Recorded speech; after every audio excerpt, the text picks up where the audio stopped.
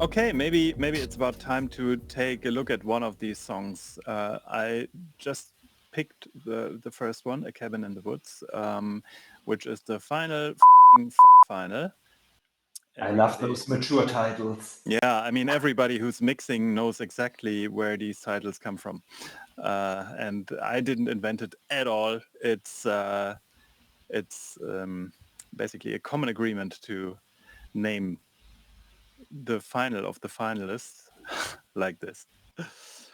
Yeah, and maybe we can just have a look at the individual elements and how they sound, and maybe quickly what processing is going on. I don't want to get too nerdy, but let's maybe have a look at the drums. I didn't print the drums actually, which is something that I usually do, but in this case, it's still the MIDI that's running.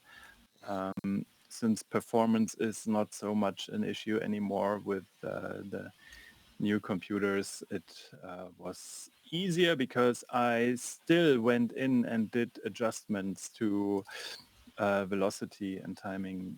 I mean, you can clearly see it's a shit ton of notes. And in the mix, I quite often decided, instead of maybe lowering the channel volume in a certain part, like the snare, for example, what I actually wanted was not the lower signal, but just a lower velocity, a softer hit. So that's what I meant earlier when I said that mixing and production are still a bit mixed here. But that worked quite well for me, I have to say. Yeah, we can quickly solo the drums and listen to them. Yeah, but before you start with that, I really like that idea because I haven't listened to the individual like layers of the songs in months. Yeah. So I actually don't know, how do the drums sound isolated? How does the rhythm guitar sound isolated? What's the inner balancing of the different synths in one part? So let's take a look. Maybe it was awful, which would also be interesting because things are allowed to sound quite irritating on their own if they make sense in context. That's always what you have to keep in mind. And maybe we listen here to the pre-chorus and chorus with the drums.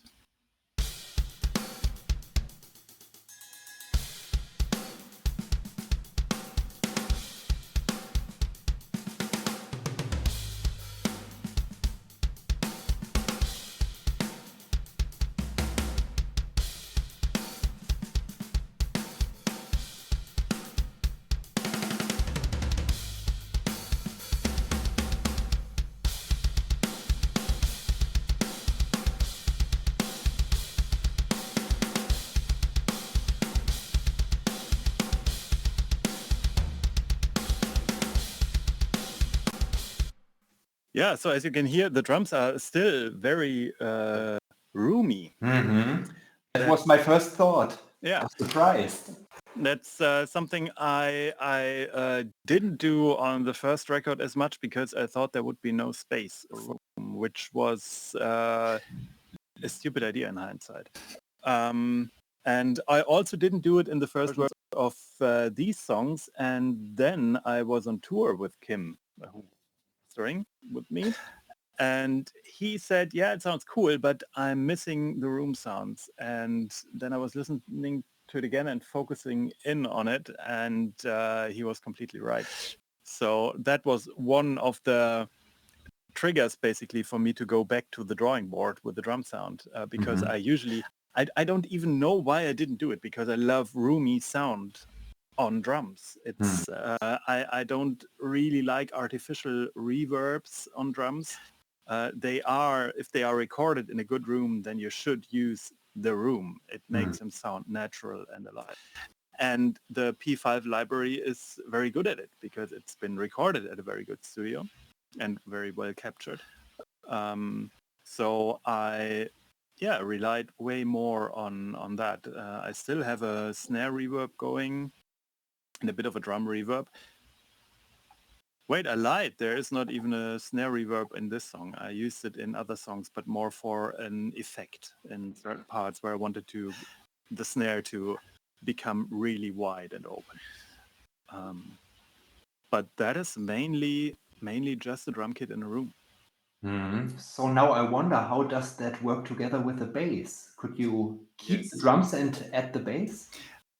Yes, let me have a quick look first at what I did to the individual channels, if there is anything interesting. But I actually doubt it, because there is quite a lot going on the snare. But apart from that, not so much really. It's more like fine-tuning to blend them into the song, but I didn't alter the basic sound of the drum kit too much. So I think if we take a look at the toms, there is nothing except for 2 EQs on it. And that's what I like. I really don't like over-processing things. It's much nicer if you have a good bass sound and you just make tiny adjustments to make them fit into the overall picture. So yeah, let's take a look at drums and bass together. I think the bass might be quite aggressive here.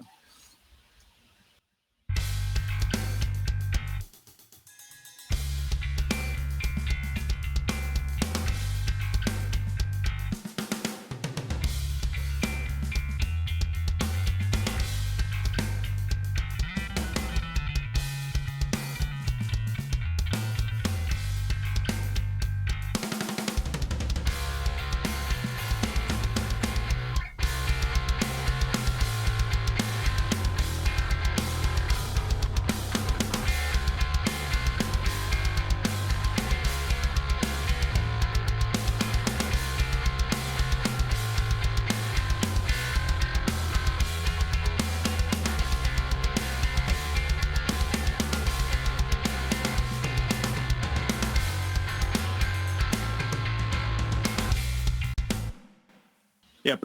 So this is basically the 2 bass sounds we have on the record. We have this fingered bass with the cleaner sound, and the picked bass, which is usually very aggressive and has a lot of mid-range to cut through the guitars. And it does that pretty well. So listen to it on its own. It's, you could use that in a grindcore production or something as well. Yeah, you could. But I mean, you could take it to more extremes if you wanted to. Sure. But yeah, it's definitely not subtle.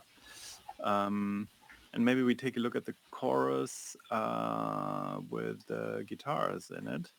Yes, and can you let us listen to the guitars in solo first and then listen to them in combination with bass and drums? I can most certainly do that.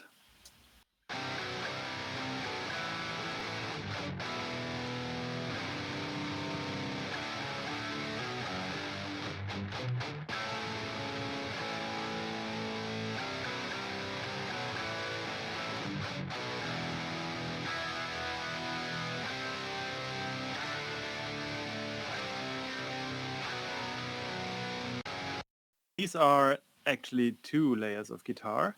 I don't even know if you recorded them twice or if I just went for a combination of different sounds. I can't honestly remember, but we can quickly check.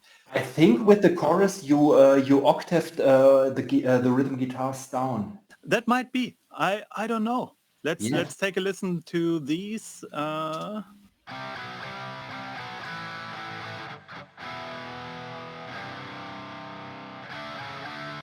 These are obviously very quiet compared to these.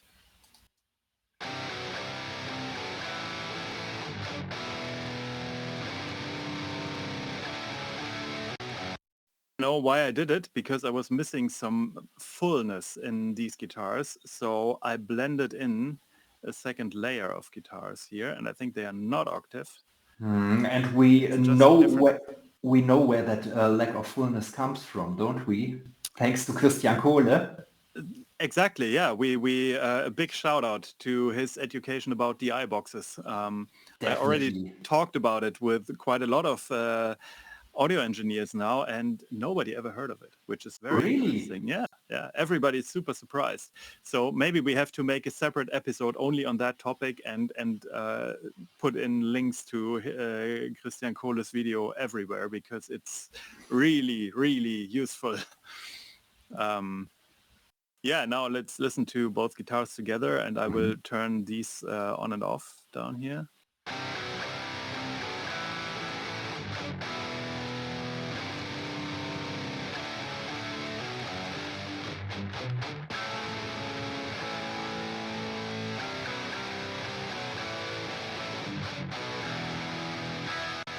Super subtle, but it just adds a tiny bit of mid-range that I was missing from the first ones and makes it a bit more full, and in the end worked better together with the bass. So let's hear it. Let's hear only bass and guitars.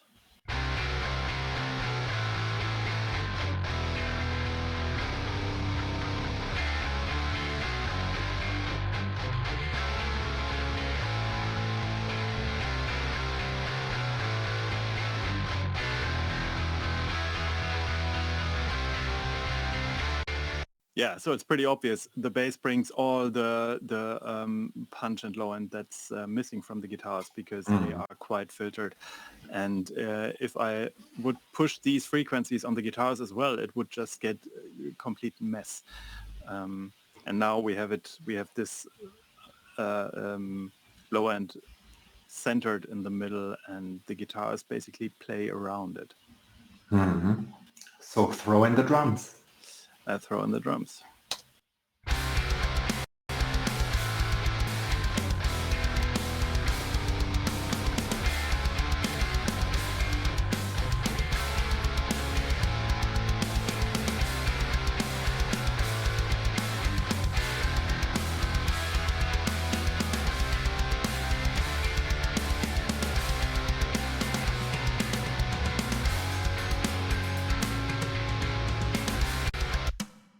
That's that.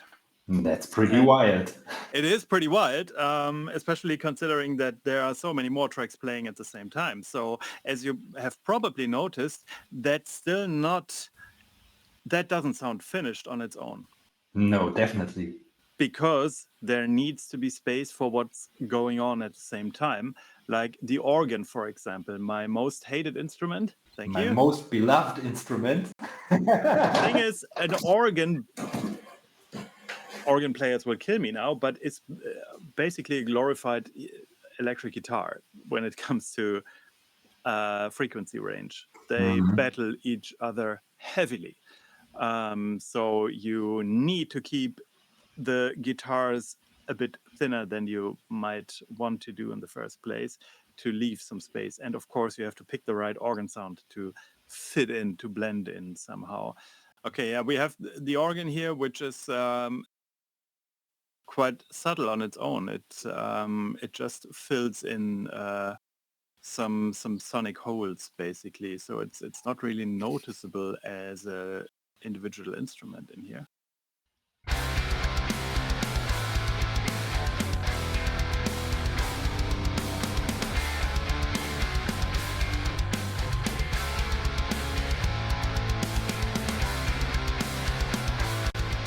Accompanies the guitar and makes it a bit fuller, but it's definitely not the star of the show in this moment.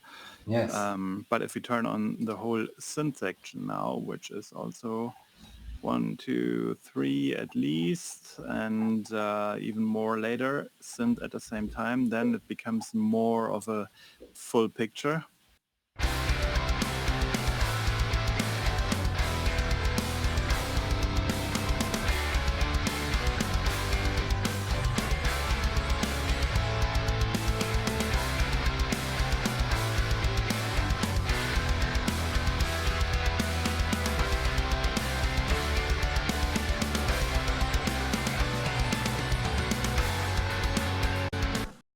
They are playing basically around the guitars.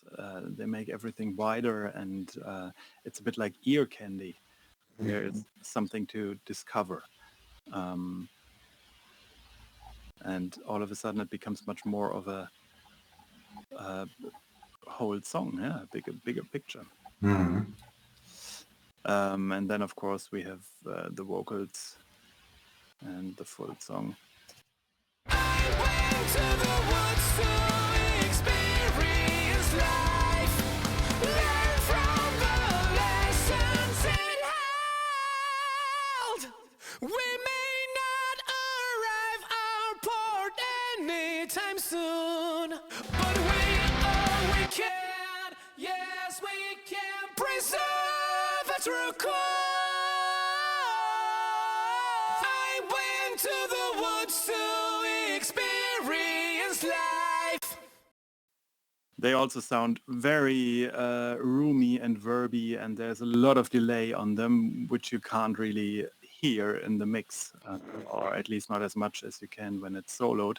But it's absolutely necessary to make them blend into the song and to not be very thin in the middle. They need some room to grow bigger. Yeah, what's really surprising for me is that when listening to the individual tracks on solo, how over the top they sound, each for itself, with so much room and so much reverb and so much whatever.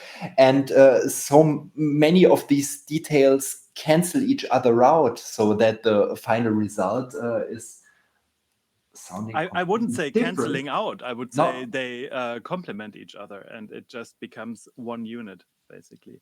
Yeah. That's why you should never mix in solo, and you should, as early as possible in the production stage, listen to individual elements being played together, because listening in solo completely leads you in the wrong direction. That doesn't work. So I'm really glad for you making these decisions. Happy to help. Yeah, last but not least, I would say we make a quick run through the MIXBUS, because as I already said, I don't do too much stuff on the individual channels. There are a lot of plugins, but most of it is EQ, which is the most important thing when mixing, and a bit of compression and some gain just to keep the gain structure intact without doing too much with the faders. So that's not even that interesting. But let me play the song, and I will deactivate all the MIXBUS plugins, and you can probably hear quite a difference. I went to the woods to experience life, learn from the lessons it held. We may not arrive our port anytime soon, but we can, yes we can preserve a true core. As you might have noticed, it makes quite a difference, but it's not that the mix would completely collapse as soon as I deactivate all these plugins, which is super important. Never rely on a MIXBUS fixing your mix. You have to properly mix, and then this works. I don't know if I properly mixed, but I tried.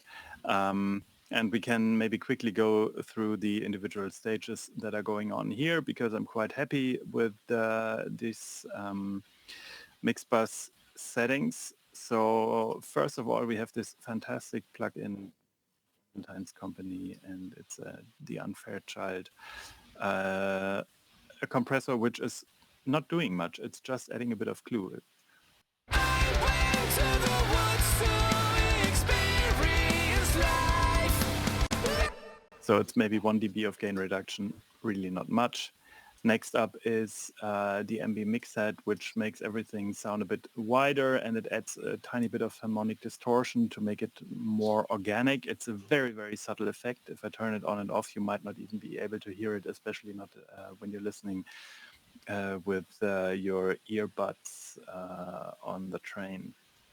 I went to the woods to experience life, learn from the lessons it held. Makes it a bit wider, a bit more sparkly. Just a tiny detail. This is a rather extreme looking setting that I found while digging through the preset folder of ProMB because I wanted to know what other people are doing with this plugin, and I found this preset which I quite like because it really helped pushing the stereo image and the dynamics on the sides, and hence the name of the preset. So I just left it as is because it worked for me, and it's on every song on this record.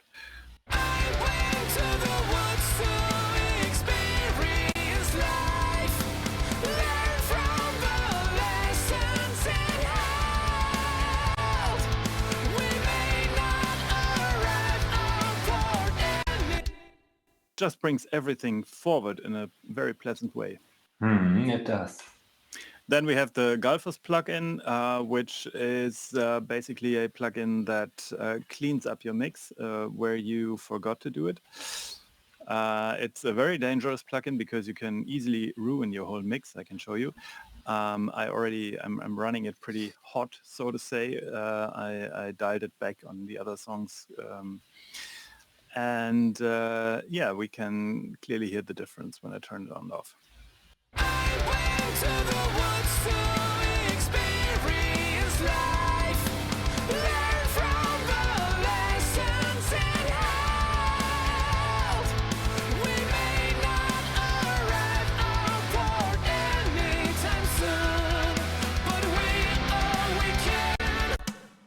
Clears it. It makes it a bit less muddy and gives all the details a bit more room to breathe. I can show you what happens if I go overboard here.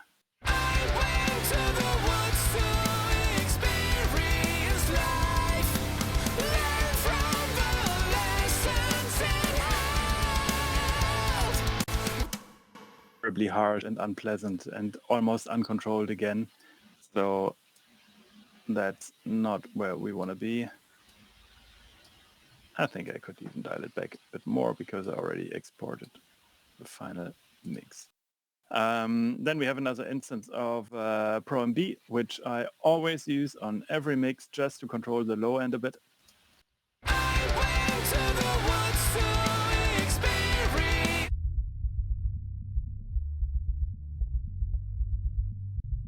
It's just keeping this range that I just soloed in check so that the low end doesn't blow your speakers. I want to have a very consistent low end to give the mix a very stable feeling, and that's what this multi-band compressor is doing here. If there is too much bass, it ducks it down, basically. That's very simple. Then we have an instance of Soothe, which is also doing a bit of low-mid cleanup. You might not be able to hear this.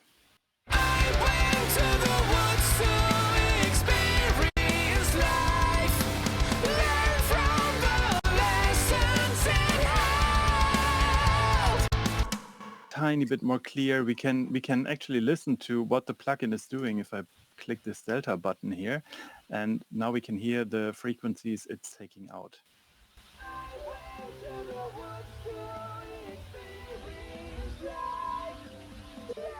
So it's just cleaning the mids a tiny bit to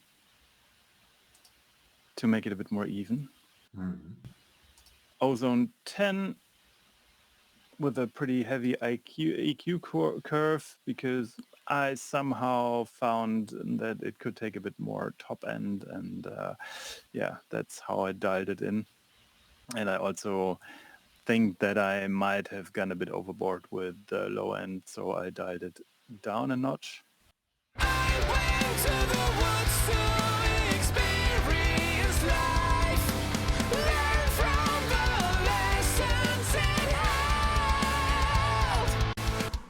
Quite subtle. Then we have an imager, which makes everything a bit wider.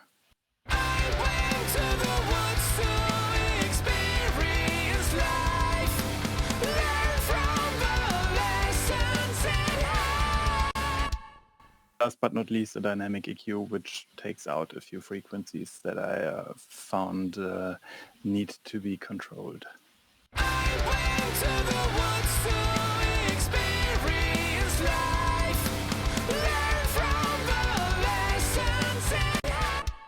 Also not doing too much. And we're almost at the end here. There is a clipper, which is something new. I've never done that before, but I saw it on in some videos from other metal mixers. And clipping is actually quite interesting because it does a bit what a compressor would do, which is wrong, I know, but it brings things together by just chopping the signal off instead of compressing it. So it doesn't duck anything down. It really chops the top of the signal off. And I used it to tame the snare transients a bit. When they stick out a bit too much and get too pokey, the clipper comes in. You won't be able to hear this. I can just go over this. But yeah, it turned out to be quite useful, but it's not really a complete game changer because I use it quite conservative here. And yeah, last but not least, some limiting to keep everything more controlled. I went to the woods to experience life, learn from the lessons it held. We may not earn. A lot of limiting, -1 dB. I just it's a second stage of keeping the transients intact in check, and also to bring all the mixes on roughly the same level. There will be more limiting while mastering, for sure. So yeah, that's it.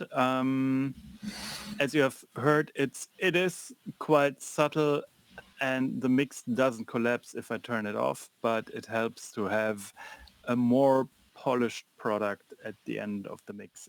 It's an in-between stage between mixing and mastering, what I did here. And yeah, I kind of like this plugin chain.